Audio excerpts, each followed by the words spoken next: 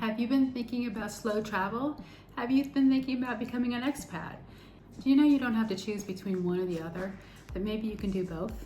I'm Cynthia Keene, and my husband and I moved to Portugal in March of 2024 to combine slow travel with our D7 visa application. And today I'm going to tell you how that looks for us, and maybe it's possible for you as well. So we moved to Portugal on the D7 visa in March of 2024. We knew that we did not want to settle down in Portugal in a specific location. We knew that we wanted to travel the country and actually see Portugal and experience the country. We also knew that we have to spend 8 months out of every year in Portugal in order to meet the D7 requirements. That allows us 4 months to actually travel the rest of the world. But our slow travel is not just those 4 months. We intend on using the entire 8 months that we're in Portugal to slow travel Portugal. Our monthly budget, just to be upfront with you because we intend this to be a financial channel, is $5,000 a month. However, the first $1,000 of that money is already basically our baseline. It covers our life insurance policies, the rent we need to pay on the apartment in Vero with our daughter, as well as our health insurance here in Portugal and our cell phone bills. So that $1,000 we're going to say is basically already spent, and we're going to only be looking at the $4,000 that are left over every single month when we review our budget. So just to be upfront with everyone, we are looking at a budget of $4,000 per month as we move forward with this channel, financing our travel bug. And we want you to know that the first $1,000 of the $5,000 we originally had allocated a month is already spent and is going to be taken care of. This channel is going to talk about how we are going to do that and the cost associated with it. In order for us to slow travel Portugal, we needed a home base, but we didn't want to spend too much money on an apartment that we would not be utilizing. Our solution was in the form of our daughter. Luckily, she also is moving to Portugal. And we signed a lease with her so that we are co-tenants on the apartment that she basically lives in 12 months out of the year. We do have a room in the apartment, and we do have use of the garage where we keep our items that we may need for travel to colder locations or things of that nature, and things that we didn't really want to get rid of in the States when we moved over here, such as our Christmas decorations and just sentimental type things that we wanted to keep that we're basically storing in the garage right now. So we eliminated most of the cost for our rental lease agreement that we needed for our D7 visa to work out through being able to utilize being on the contract with our daughter. This freed us up to be able to travel Portugal. We are currently in Aveiro. We are staying in Aveiro for the next 5 weeks.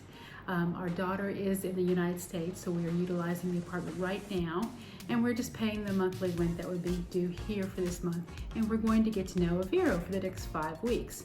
We're excited about that, and then we're also excited to be able to move on after that.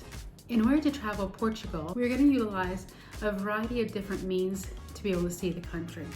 Some of that will involve trusted house sitters, where we're going to actually sit and watch people's pets for them while they are gone in different areas of Portugal and possibly the world.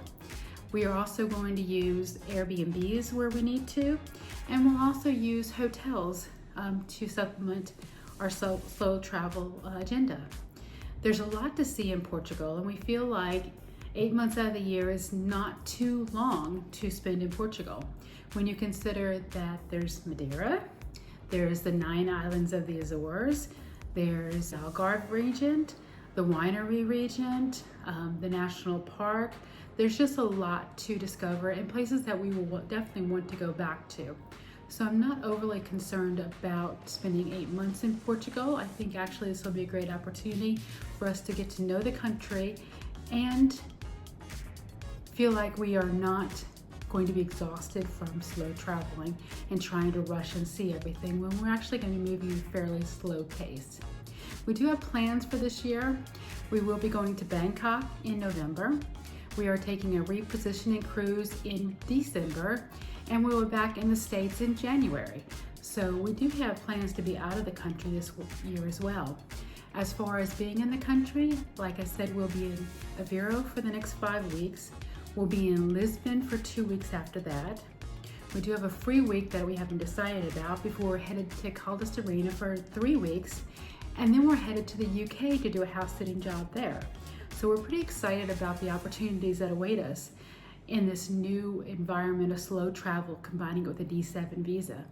We wanted to do the D7 visa because eventually we would like to have EU citizenship and a passport that allows us to spend more than 90 days in the EU outside of Portugal. That will probably take us another 4.5 years to get to that point, but this is the long game we're playing, not the short one.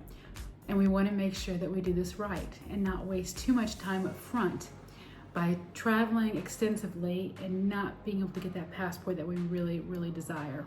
Our goal with this channel is to show you how we are managing slow travel, how much it's costing us to slow travel throughout Portugal, and when we go outside of Portugal, the cost involved in that. How much it's costing us for doing the trusted house sitting, as far as cost to get the location and any incidental fees that we have. When we utilize Airbnbs, what we're looking at as far as cost and the accommodations we're able to find there, and how we're able to utilize different hotel chains and their point systems and different incentives that they offer. So hopefully you'll come along with us and see how far we can go. Thanks for watching.